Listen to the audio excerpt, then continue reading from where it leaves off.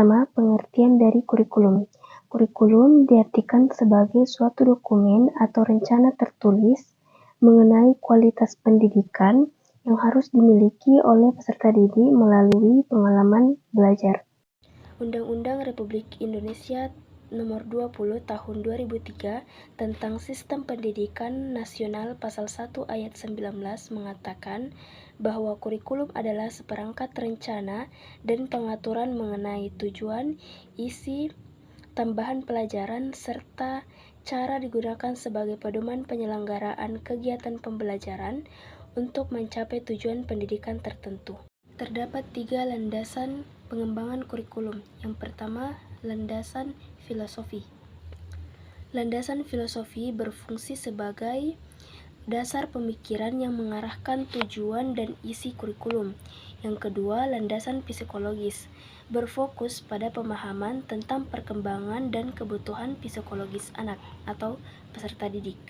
Yang ketiga, landasan sosiologis, mempertimbangkan konteks sosial dan budaya di mana pendidikan itu berlangsung. Aliran-aliran pengembangan kurikulum. Yang pertama, perennialisme. Perennialisme memandang pendidikan sebagai jalan kembali atau proses mengembalikan keadaan manusia sekarang seperti dalam kebudayaan yang ideal. Yang kedua yaitu esensialisme. Esensialisme adalah pendidikan yang didasarkan kepada nilai-nilai kebudayaan yang telah ada sejak awal peradaban umat manusia. Yang ketiga yaitu progresivisme adalah suatu gerakan dan perkumpulan yang didirikan pada tahun 1918. Aliran ini berpendapat bahwa pengetahuan yang benar pada masa kini mungkin tidak benar di masa mendatang. Pada aliran ini, pendidikan harus terpusat pada anak-anak. Selanjutnya, secara umum, komponen kurikulum. Yang pertama, perubahan dalam tujuan. Perubahan ini didasarkan kepada pandangan hidup masyarakat dan falsafah negara. Tanpa tujuan yang jelas, tidak akan membawa perubahan yang berarti dan tidak ada petunjuk kemana pendidikan akan diarahkan. Yang kedua, perubahan isi dan struktur. Perubahan ini meninjau struktur mata pelajaran yang diberikan kepada siswa yang termaksud isi dan setiap mata pelajaran. Yang ketiga yaitu perubahan strategi kurikulum. Nah, perubahan ini menyangkut pelaksanaan kurikulum itu sendiri yang meliputi perubahan teori belajar mengajar, perubahan sistem administrasi, bimbingan dan penyuluhan, dan perubahan sistem penilaian hasil belajar. Yang keempat yaitu perubahan sarana kurikulum. Perubahan ini menyangkut ketenangan baik dari segi kualitas dan kuantitas, juga sarana material. Yang kelima yaitu perubahan dan sistem evaluasi kurikulum. Perubahan ini menyangkut metode atau cara yang paling tepat untuk mengukur atau menilai sejauh mana kurikulum berjalan efektif dan efisien, relevan dan produktivitas terhadap program pembelajaran sebagai suatu sistem dari kurikulum. Kurikulum yang ada di Indonesia. Yang pertama, kurikulum rencana pelajaran pada tahun 1947 sampai 1968. Pada kurikulum rencana pelajaran 1947 lahir pada masa kemerdekaan memakai istilah Leerplan. Dalam bahasa Belanda artinya rencana pelajaran. Pada masa itu, kurikulum pendidikan di Indonesia masih dipengaruhi sistem pendidikan kolonial Belanda dan Jepang, sehingga hanya meneruskan yang pernah digunakan sebelumnya. Pada masa itu, rencana pelajaran 1947 dapat dikatakan pengganti sistem pendidikan kolonial Belanda. Selanjutnya, rencana pelajaran terurai 1952. Pada tahun 1952, kurikulum di Indonesia mengalami penyempurnaan. Pada perkembangannya, rencana pelajaran lebih rinci lagi setiap pelajarannya, yang dikenal sebagai istilah rencana pelajaran terurai 1952.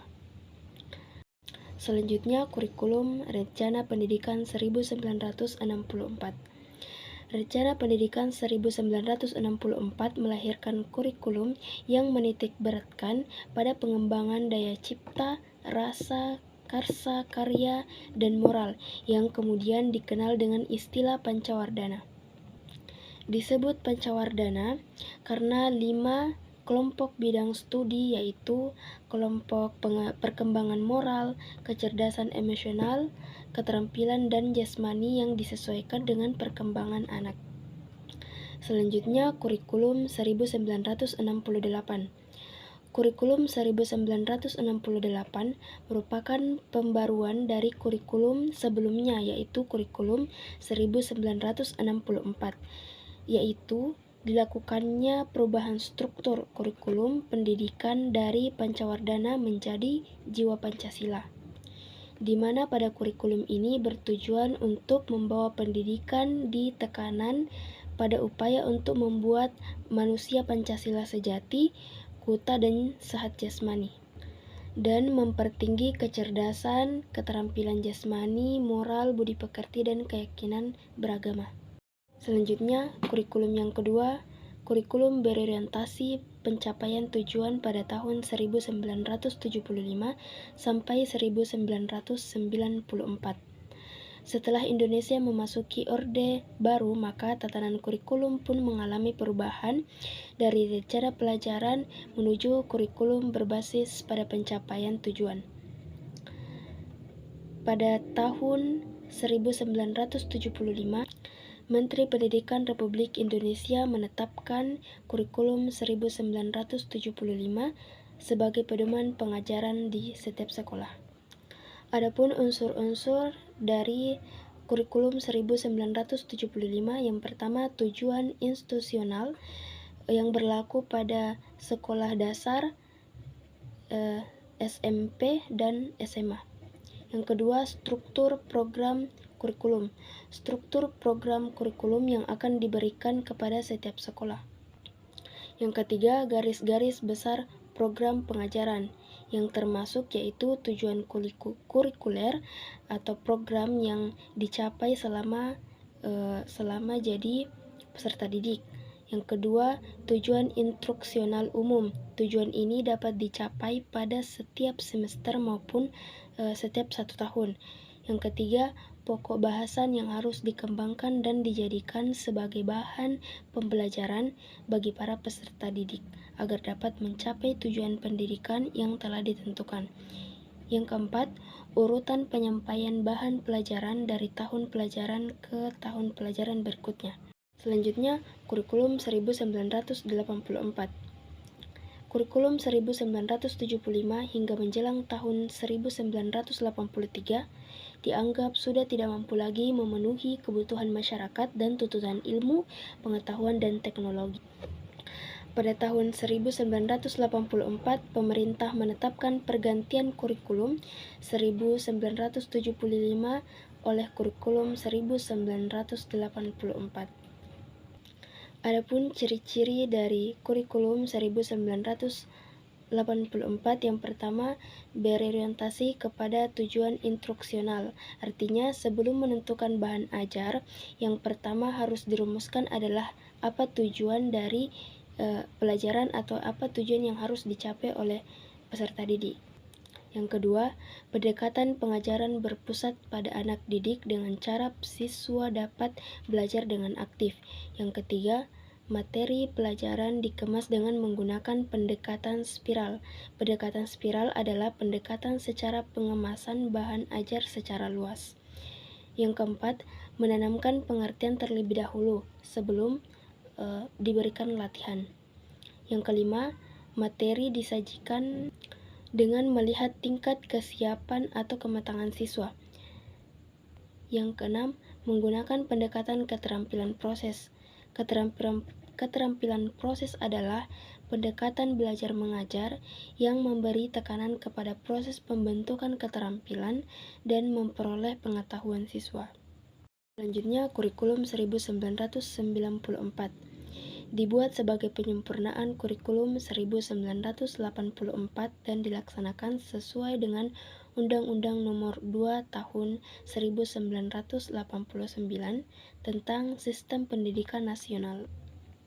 Adapun ciri-ciri pemberlakuan kurikulum 1994, yang pertama, pembagian tahapan pelajaran di sekolah dengan caturwulan, di mana caturwulan ini adalah sistem pembagian waktu dalam proses belajar mengajar yang digunakan pada tahun 1994.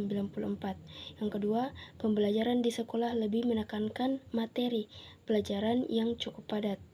Yang ketiga, kurikulum 1994 bersifat populis, yaitu memberlakukan satu sistem kurikulum seluruh Indonesia. Yang keempat, guru dapat menggunakan strategi yang melibatkan siswa aktif dalam belajar, baik secara mental, fisik, dan sosial. Yang kelima, dalam pengajaran satu mata pelajaran hendaknya disesuaikan dengan kekhasan konsep dan perkembangan berpikir siswa. Yang keempat, strategi pembelajaran aktif. Artinya pengajaran dari hal konkret ke hal abstrak, dari hal yang mudah ke hal yang sulit, dan dari hal yang sederhana ke hal yang kompleks. Yang terakhir yaitu pengulangan materi. Pengulangan materi yang dianggap sulit untuk memantapkan pemahaman siswa. Yang ketiga, kurikulum berbasis kompetensi dan KTSP pada tahun 2004 sampai tahun 2006. Penyempurnaan kurikulum ini untuk mewujudkan peserta didik yang dimasukkan itu telah diamanatkan dalam kebijakan nasional. Kurikulum berbasis kompetensi. Menurut Muhammad Muqarrabin 2018, kurikulum berbasis kompetensi ini mencangkup sejumlah kompetensi dan seperangkat tujuan pembelajaran sedemikian rupa, sehingga peserta didik dapat mencapai suatu keberhasilan untuk melakukan peningkatan kualitas pendidikan, sehingga dapat memenuhi spesifikasi tertentu dalam proses belajar. Kurikulum tingkat satuan pendidikan atau KTSP adalah sebuah kurikulum operasional pendidikan yang disusun oleh dan dilaksanakan di masing-masing satuan pendidikan di Indonesia.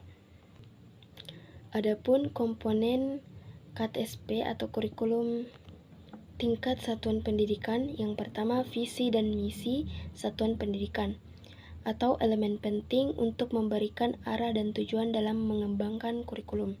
Yang kedua, tujuan pendidikan satuan pendidikan merupakan acuan untuk mengembangkan KTSP sehingga dapat meningkatkan kecerdasan pengetahuan, kepribadian, akhlak mulia, serta keterampilan untuk hidup mandiri. Yang ketiga, kalender pendidikan. Dalam kalender pendidikan mampu menghitung jam belajar yang efektif dan membentuk kompetensi peserta didik dan menyesuaikan standar kompetensi yang harus dimiliki oleh peserta didik. Yang keempat, struktur muatan KTSP.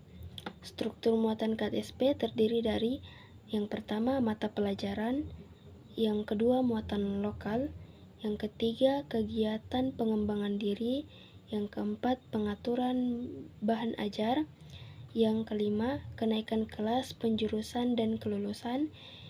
Yang keenam, pendidikan kecakapan hidup. Dan yang ketujuh, pendidikan berbasis keunggulan lokal dan global. Selanjutnya, komponen kelima yaitu silabus.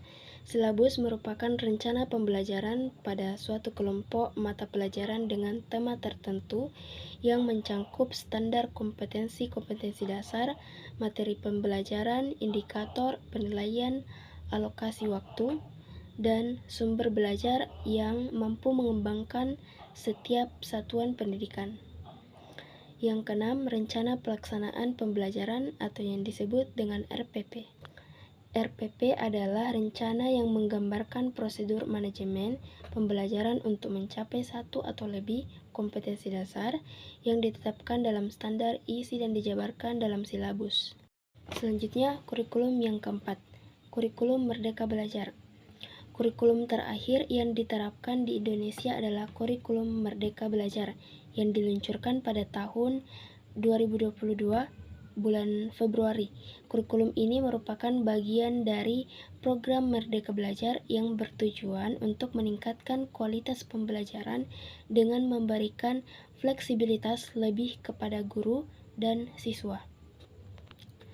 Konsep kurikulum Merdeka Belajar merupakan terbentuknya kemerdekaan dalam berpikir, atau kemerdekaan berpikir ditentukan oleh guru, artinya guru menjadi tonggak utama dalam menunjang keberhasilan dalam pendidikan, di mana dalam setiap aktivitas yang dilakukan baik guru maupun siswa tidak terlepas dari perangkat yang berbasis digital. Selanjutnya, adapun karakteristik utama dari kurikulum Merdeka. Yang pertama, pembelajaran berbasis project atau project-based learning untuk mengembangkan soft skills dan karakter yang meliputi iman, takwa, dan akhlak mulia seperti gotong royong, kebinekaan global, kemandirian, nalar kritis, dan kreativitas.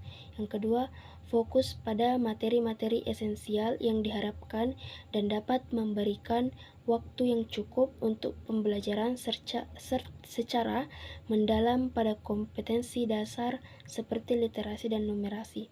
Yang ketiga atau yang terakhir, guru memiliki fleksibel untuk melakukan pembelajaran yang sesuai dengan kemampuan siswa dan melakukan penyesuaian dengan konteks dan muatan lokal